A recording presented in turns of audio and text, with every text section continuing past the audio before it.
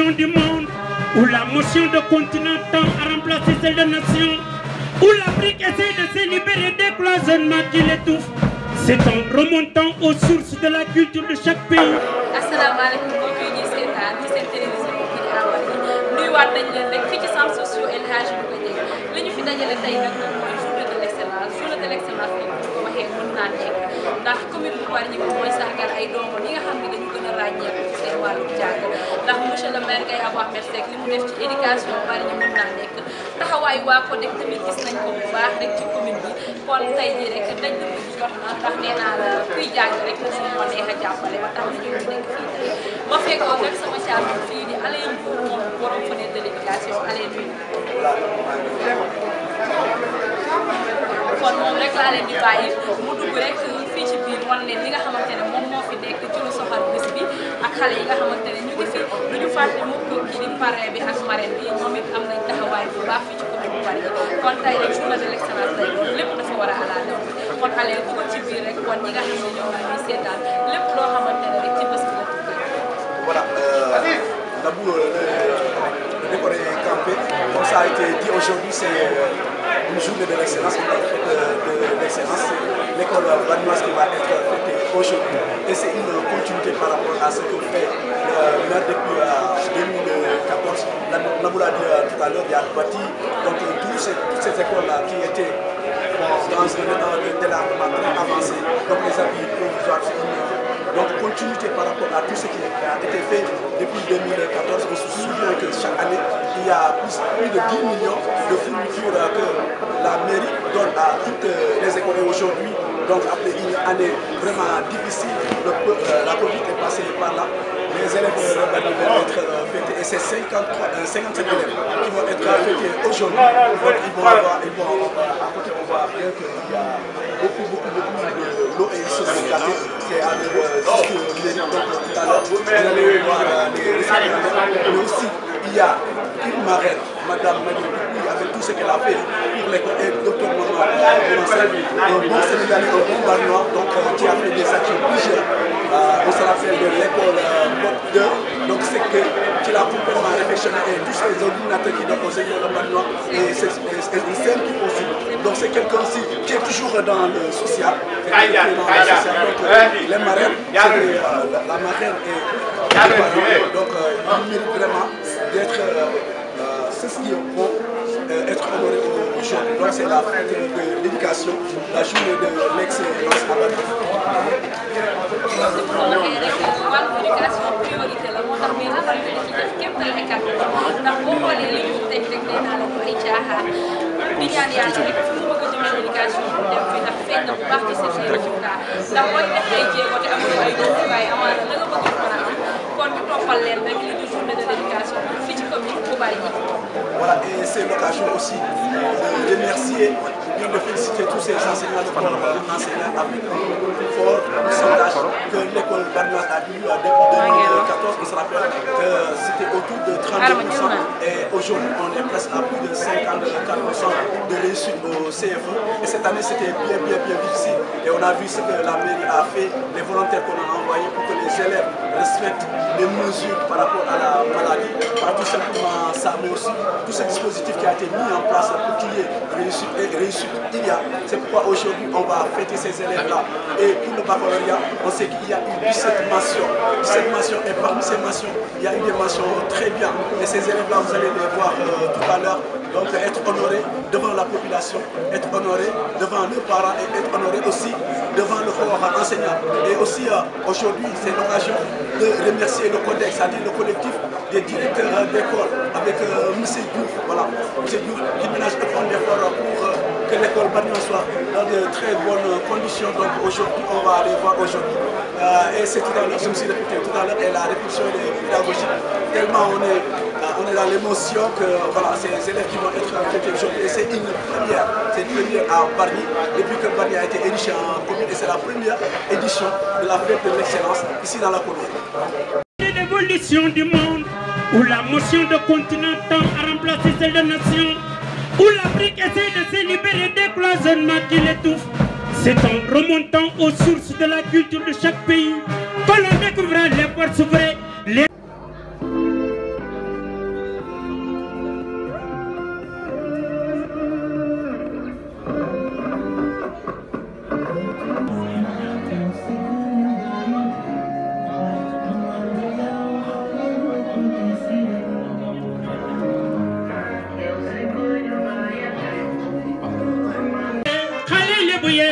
nañu jiw fit ak jom ak liggéey signeel ñu te Yàlla taalo yëpp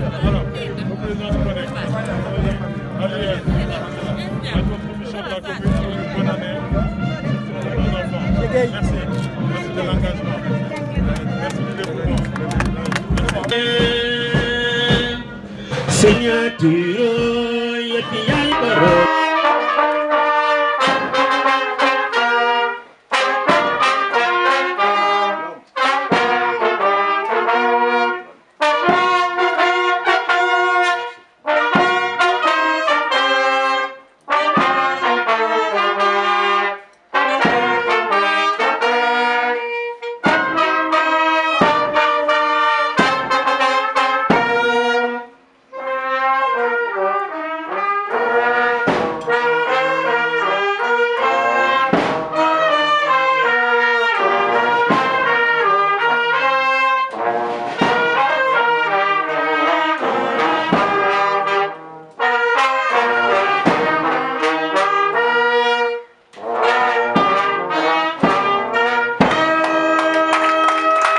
Applaudissements, mesdames et messieurs, à l'instant. Donc, l'hymne national du Sénégal est maintenant. Mais c'est pour présenter le travail que le comité chargé de l'organisation de la fête de l'excellence et de la remise des fournitures a abattu.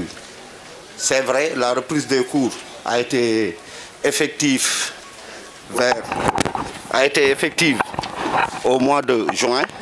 Et ce contexte bobu, après les résultats satisfaisants jugés au niveau de la commune, la maire a instruit la commission éducation et formation de faire tout pour récompenser les élèves qui sont distingués au niveau du CFE, du BFM et du baccalauréat arabe, français et aussi le baccalauréat technique. Parce qu'à Bargny, il y a une école, EMP, le centre de formation professionnelle, qui sont distingués aussi au niveau du CAP et du BEP. Donc, comité Bobu, il y avait le président de la commission, Gana Matar Samb, le coordinateur du CODEC, l'UCG et tous les chefs d'établissement de Bargny, du public comme du privé. Il y avait aussi les membres de la commission, les Abindiaï, les Ndeye Saoulou Gueye. Il y avait aussi des personnes ressources qui étaient ajoutées à ce comité, dont ma personne, Omar Diop et Seka. Donc, le comité avait pour mission d'évaluer la pertinence de la tenue de cette fête. Comme IF ni moko waxé, gis nañ né ren année scolaire bi dafa jéxé dans une cacophonie, il y avait une pandémie et puis avec la reprise, seules les classes d'examen étaient concernées. Et que xam nañ né le maire par rapport à sa politique éducative a mis l'excellence au cœur de son dispositif. Sa compétence aussi, c'est au niveau du préscolaire et de l'élémentaire. Mais néna, comme CI, BCM1 Amoul, mieux vaut képp koo xam ne Bargny la dëkk di doomu Bargny def jaloore nañ ko récompenser. Si logique boobu aussi boo xoolee il y a un élève Mouhamadou Kodou Gueye boo xam ne dafa réussir à l'école Prytanée militaire. Elle s'est classée premier au niveau national. Et que le maire Mouné, dans Bargny, au niveau national, vous demee ba Prytanée militaire, nous sommes une école d'élite. On prend les meilleurs des meilleurs. Dans Bargny, dit aussi, malgré que élémentaire, jàngewul dans les écoles, mais lui, bëgg na xalé bobu ñew ñu fété ko ci bureau à Bargny. Comité bobu aussi, mission moy won organiser la fête depuis presque 2 mois. Chaque jour, chaque semaine, on prenait 2 jours et on se réunissait jusque tard dans la nuit.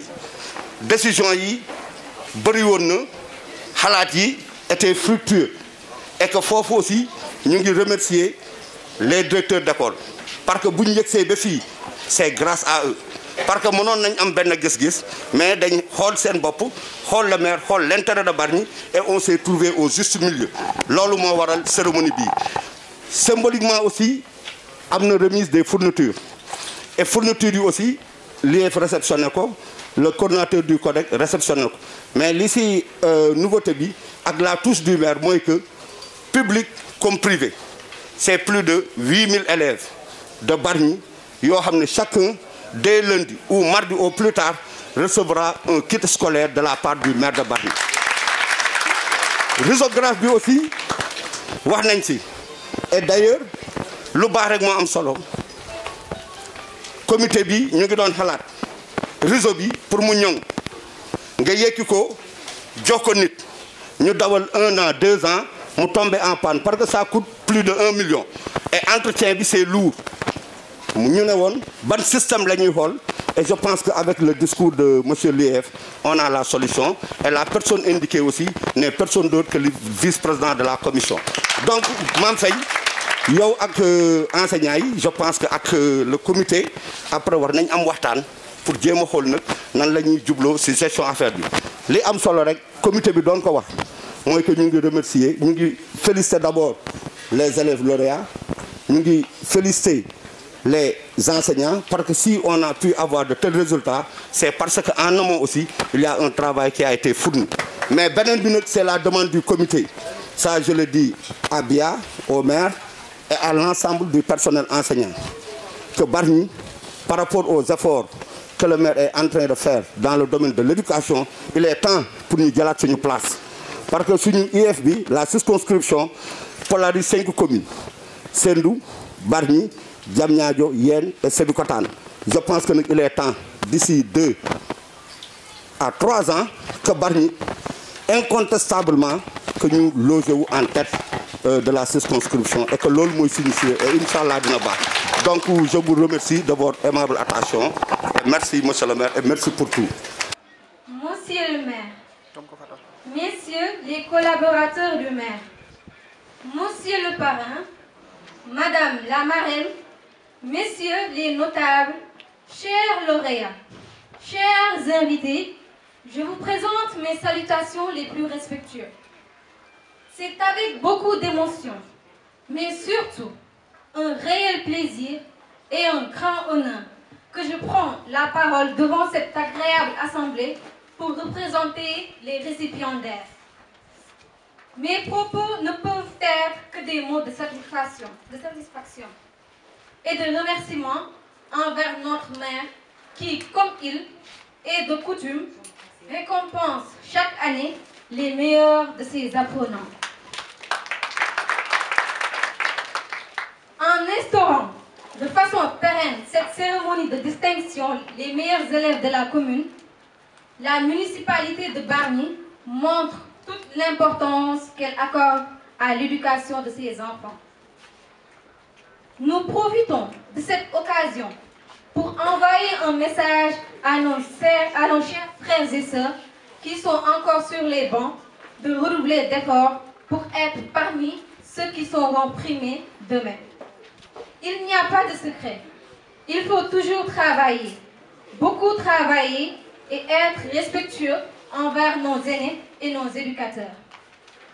Je ne saurais terminer sans adresser un vif remerciement à notre parrain et à notre marraine qui sont des références pour nous. Nous magnifions le travail remarquable qu'ils sont en train de faire dans la commune. Merci de votre aimable attention.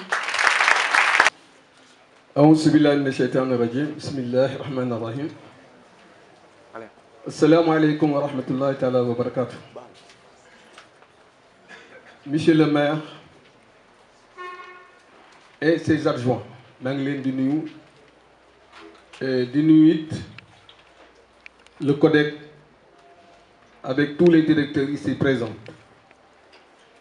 Di nuyu le conseil municipal, madame et messieurs. Di nuyu it les délégués de quartier ñi nga xam te ni bàyyi nañu seen lépp ñëw fekk ci ndaje mii. Di nuyu it ñi nga xamante ni ñooy marraines yi, la marraine représentée et le parrain aussi représenté. ñu ngi leen di nuyu di leen sagal di leen wax bismillah. Et di nuyu it les invités yi nga xamante ni aussi ñëw nañu fekk seen ndaje mi di ay parents d'élèves ya nga xamante ni tey jii yàlla dogal ne maa leen représenté tey fii.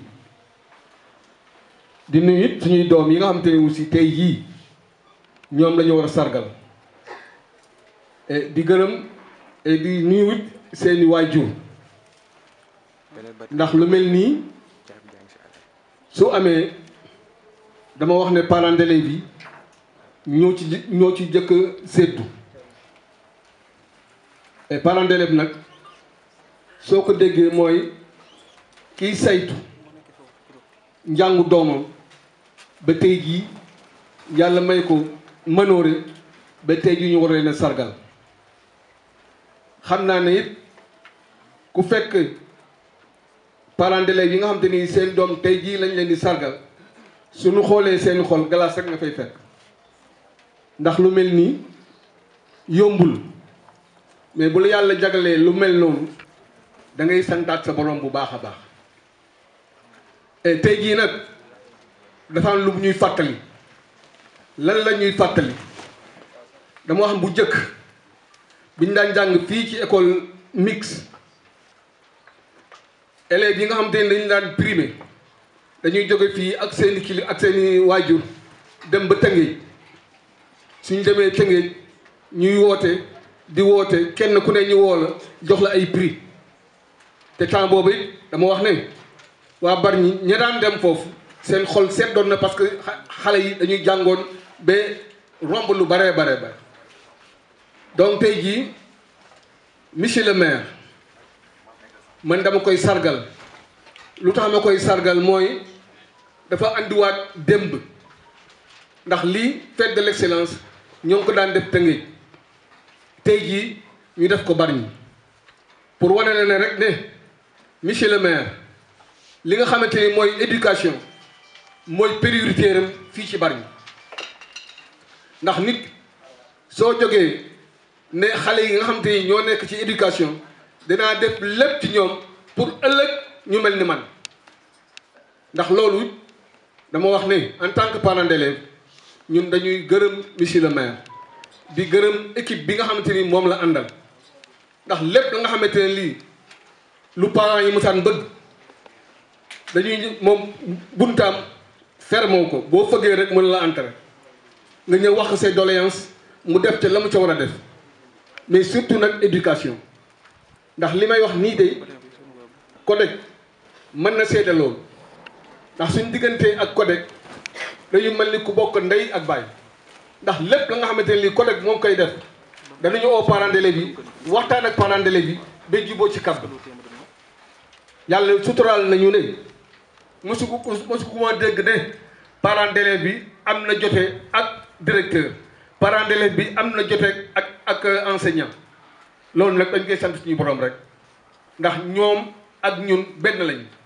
kenn ku ne la nga bëgg ci sa école mooy la réussite donc papa ji aussi li mu bëgg ci doomam moo doom am réussite donc ñaar ñooñu yaakaar naa ne dara du leen boole lu may jàmm rek moo leen di boole kon nag loolu dañ ci am mbégte di si ñaan yàlla dolli li nga xam te lii moom la maire sumbal yàlla na ko yàlla def mu yeggali ko ndax li mu def ci école yi yaakaar naa ne man tax duma ko wax mais CODEC bu yëg see fii dana wax li maire def lépp ci école yi mu nekk la nga xamante ni aussi njariñ la pour parents d'élèves bi su ngeen geesoo seen gannaaw xam ne tey jii cérémonie bi dañ ko boole ak remise de fourniture scolaire mu ngi nii seen gannaaw lu mel noonu nag bu ko nit di def ci Bargny nit da koy ñaanal yàlla may ko wér yàlla may ko gudd fan ba nga xamante ni bii ëllëg dana ma def lu ëpp li mu def tey jii kon nag monsieur le maire parents d'élèves yëpp dans l'ensemble ñoo ngi lay gërëm ñoo ngi lay sant ci li nga xamante ne lii moom nga leen defal. Dans un premier temps, adresser des remerciements aux élèves parce que dans le système éducatif, alors les enseignants le répètent à l'envi, il y a ce qu'on appelle la centralité de l'élève, n'est-ce pas? Tout ce que l'on fait dans le système, c'est au bénéfice des enfants. Alors ceux qui se sont illustrés durant cette année et qui vont recevoir des récompenses, nous les félicitons. Et aussi, nous voudrons si vous le permettez, rendre hommage aux enseignants, aux soldats de la CREI. Parce que dans le contexte de la pandémie, vous savez bien que c'était très difficile et ce n'était pas évident que l'on en serait là.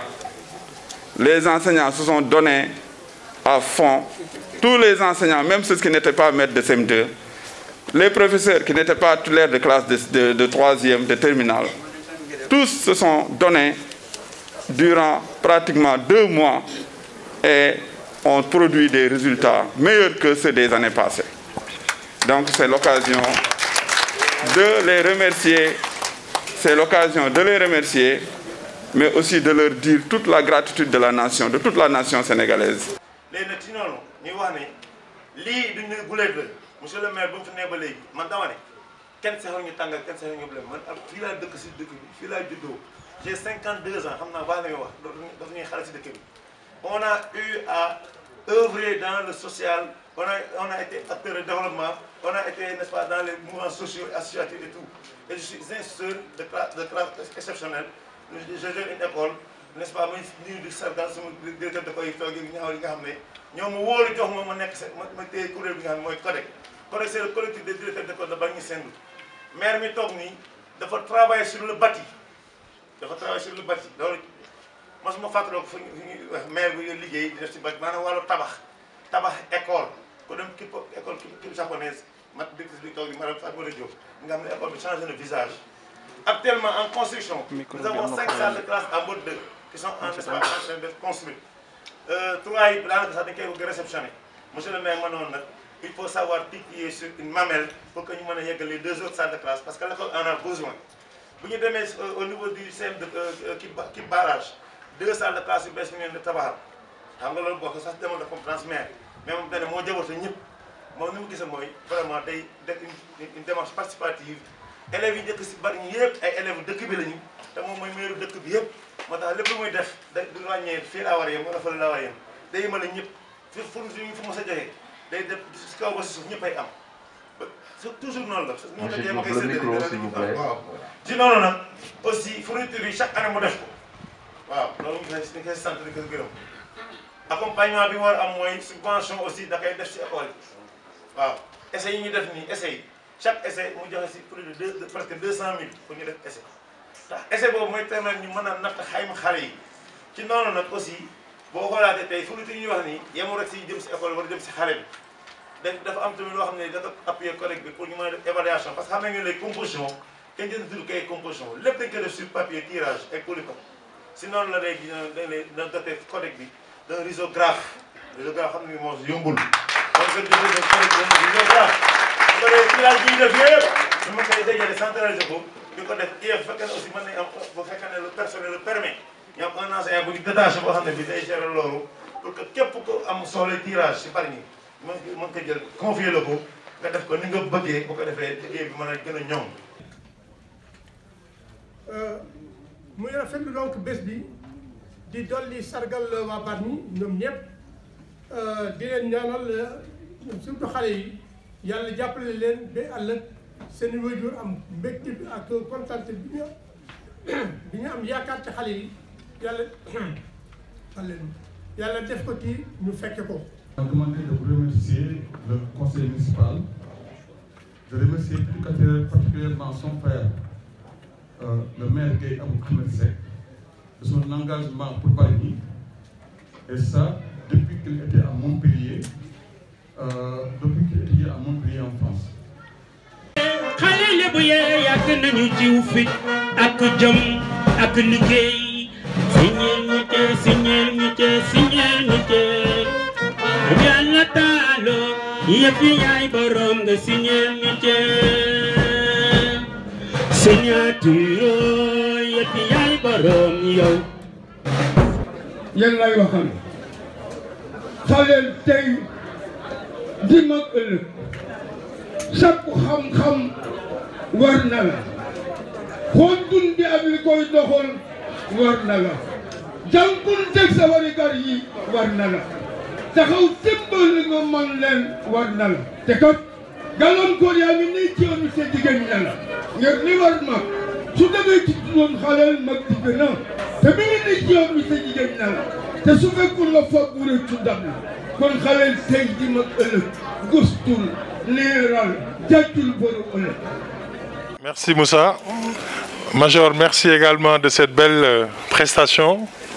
Monsieur le maire de la commune de Bargny, mesdames, messieurs les conseillers municipaux, monsieur Ning, IF, Monsieur le coordonnateur du CODEC, Monsieur Cher Papsar, infatigable représentant des parents d'élèves, chers directeurs d'école, chers enseignants, chers parents d'élèves, chère population, je voudrais ensemble que l'on magnifie l'action de nos enfants ici présents et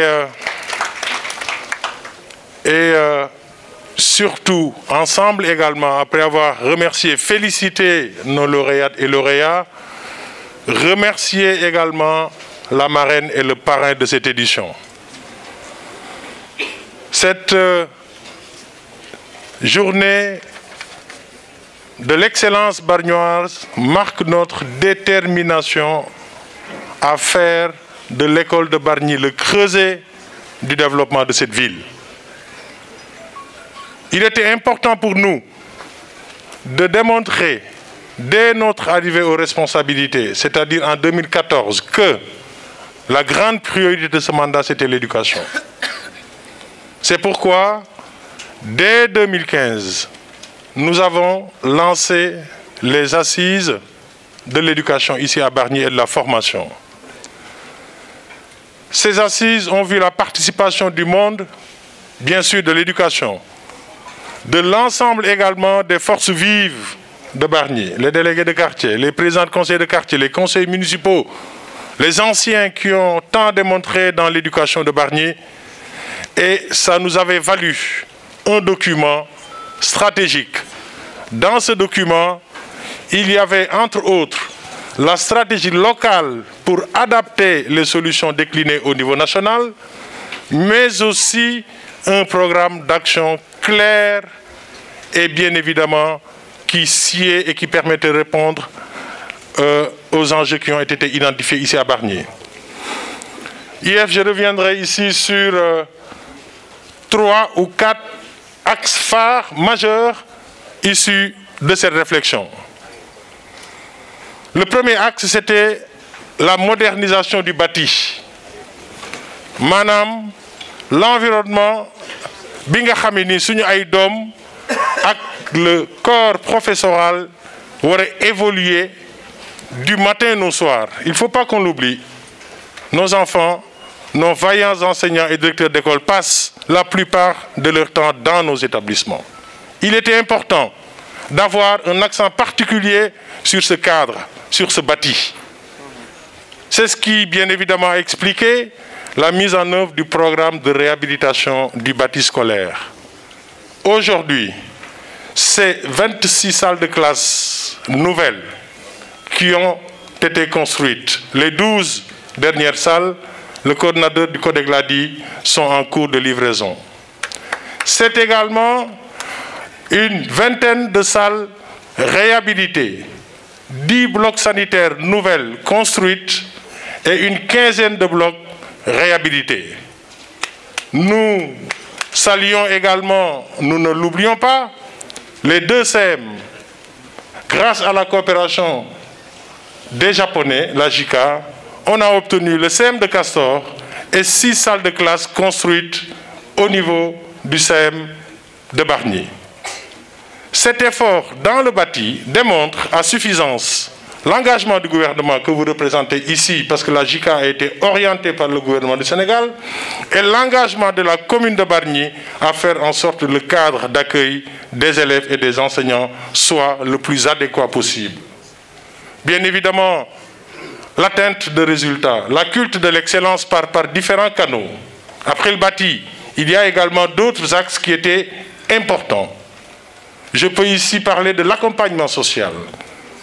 Cette cérémonie d'aujourd'hui, c'est pour fêter l'excellence bargnoise, c'est vrai, montrer notre fierté, mais c'est aussi pour distribuer des fournitures aux établissements de Bargny.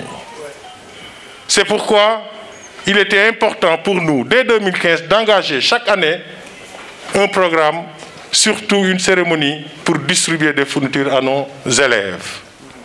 Nous avons également, toujours au chapitre de l'accompagnement des écoles, notamment sociales, En ce moment même, nous prenons en charge plus de 338 élèves de Bargny dans les écoles privées de Bargny.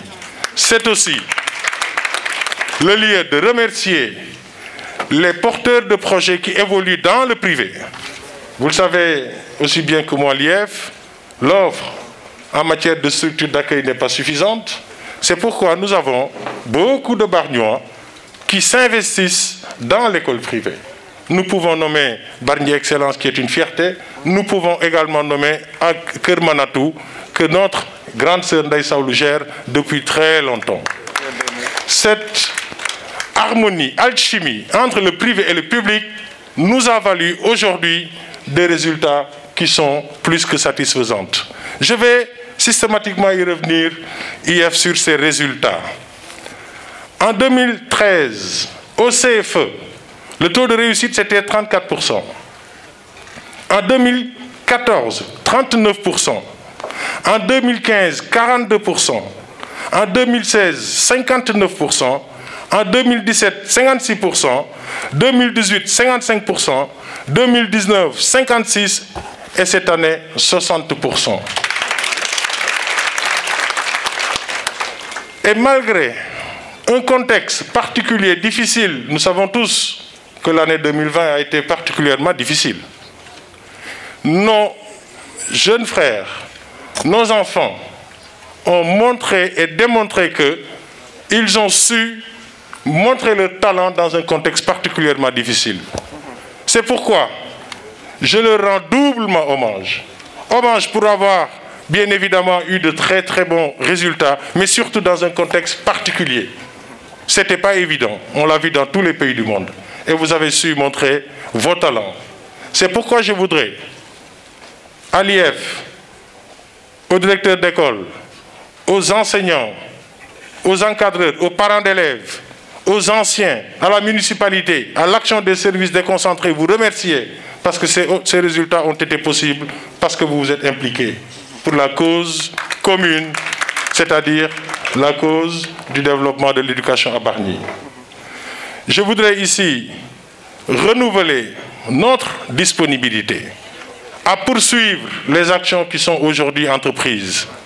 D'ailleurs, nous souhaitons, IF, courant décembre, organiser un atelier d'évaluation des conclusions qui ont été avancées lors de ces assises. Regardez qu'est-ce qui a été fait, comment ça a été fait, et bien évidemment, quels sont les ajustements, les corrections et la perspective pour les années à venir. Ma conviction est évidemment nette et claire. Seule l'école peut sortir le Sénégal et Bargny d'une situation, bien évidemment, qu'on aimerait qu'elle soit vraiment encore meilleure. Et quelqu'un l'a dit tout à l'heure, c'est vrai, il y a 5 communes dans l'IEF, mais nous savons tous quand même que la place que Bargny a toujours occupée au niveau de ce département, les premiers, toujours les meilleurs, nous provenaient de Bargny. Et ce que je voudrais dire ici, c'est que l'avenir est entre nos mains pour une raison simple, parce que nous avons des ressources humaines de qualité. Et parce que ce qu'on voit là, nos enfants sont sur le chemin pour prendre le relève, pour faire en sorte que la première des ressources d'une commune, d'un pays, c'est-à-dire la ressource humaine, soit au top niveau pour faire face aux enjeux à venir. Lolo, là ci bëggoon sànni, bëggoon spécialement adresser ay félicitations à l'ensemble du corps enseignant. Mu tàmbale ci yow, jaar ci codec, jaar ci directeur d'école yi, jaar ci enseignants yi, encadreurs yi, parents d'élèves yi, jaar it ci ñëpp ñi nga xam ne ay citoyens lañu. Loolu daf may permettre ma taxaw tuuti ci ñi ñu jagleel bés bi. Madame Pouy, ñun ñëpp xam nañu taxawaayam, ñu ko xamul dégg nañ ko. Moo tax monsieur le conseiller Modou Pouy, maa ngi lay yóbbante ci sa mag fierté bi nga xam ne am nañ ko ci service yi mu rendre à l'éducation. Ñu ngi it rafetlu kàddu yi nga xam ne yëkkati nga ko muy ay kàddoom mat na sëkk. Ñu koy ñaanal yal na ko yàlla jàppale, yal na ko fi yàlla bàyyi. À l'endroit de Momar Libas yaa ko fi représenté wax nga ko action Momar dootuñu ko waxati man day moom laa xam muy def te bëggul ku ko wax ni ko Moussa Pouy waxee tout à l'heure bëggul ku ko wax. Ñi xam fi tey li mu def ci école Bargny xëy na ñenn ñi xamuñu ko sax mais école bii gën a rafet ci Bargny mooy Mbod 2 moom moo ko defaraat donc loolu moo tax ñu tànn ko moom ak madame Pouy ne ñii dañ leen wane waa Bargny wane leen xale yi pour xale yi roy ci ñooñu ma jeexal à l'endroit de nos 57 lauréates et lauréats discours bi nga xam ne nii Mame Aïta wax na ko fii discours bu ñuy rassurer la parce que ni nga ko waxee am na Moussa taxaw na tout droit délivrer un message pertinent sans stress particulier. Loolu, c'est une fierté que de voir nos enfants à cet âge tenir des discours à l'endroit de la communauté. moo tax kenn ku nekk ci yéen su ma leen mënoon citer dinaa leen citer xam leen ne yéenay suñu ay fierté xam leen ne sagal ngeen ñu moo tax tey ñu bëggoon leen ko delloo moo taxoon mu wax major tey du man la ñuy way wala keneen xale yi laa bëgg ñu way leen moo tax dama lay delloo kàddu gi. C'est une fête de nos enfants spécialement ñun ñëpp ñu jóg honorer nos enfants. Major Faye nga am loo ci teg jërë ngeen jëf. L'évolution du monde où la motion de continent tend à remplacer celle de nation, où l'Afrique essaie de se libérer des cloisonnements qui l'étouffent. C'est en remontant aux sources de la culture de chaque pays que l'on découvrira les forces vraies, les tendances naturelles et les instincts communs. L'uniformisation ne se fera qu'avec celle des mœurs, avec l'internationalisation des peuples. Alors tomberont les frontières. Monsieur le maire, na alburi de kon néegi de la paix moom ngay def néegi Bargny géej bu na njaay bu na maa jigéen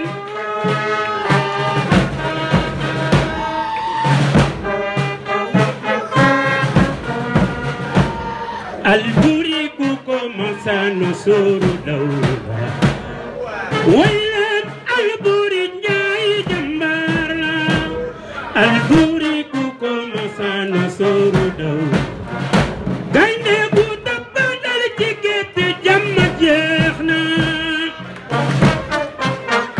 no sooru daw wayleen alburi njaay jàmbaar la alburi ku commence no sooru daw gaynde ku dabba dal ci gétt jàmm jeex na xale Sénégal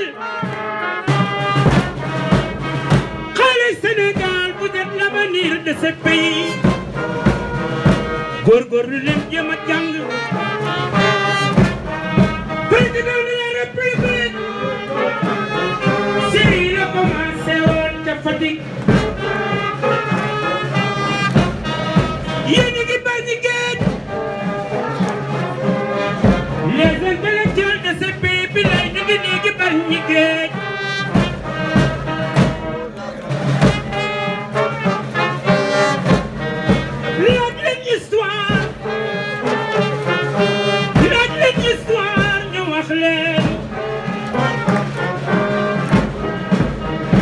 Suñu écrivain bu mag bi ci néegi Bargny géej doon ci la dugg bari mbaar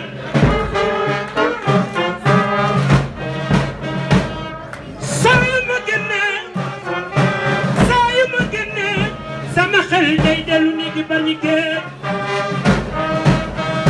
e waay gaa ñi jàng leen xale yi jàng leen yéenay tekki ji ëllëg dama ne président de la république bi ñëw Bargny lay jóge tàccu leen ma lii njaay jàmbaara way leen alburi njaay jàmbaara du lycée de Bargny monsieur Pape Assane Ndiaye du lycée de Bargny mademoiselle Mame Aïta Samb du lycée de Bargny monsieur Amadou Ba du lycée de Bargny, mademoiselle Ali Faye du lycée de Bargny. alburi ku commence no sooru daw gaynde ku dabba dal ci gétt jàmm jeex na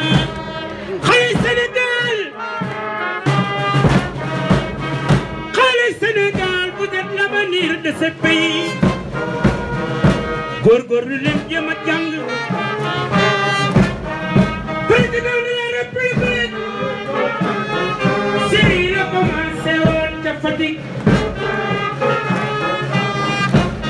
xale Lebu yee yàgg nañu jiw fit ak jom ak liggéey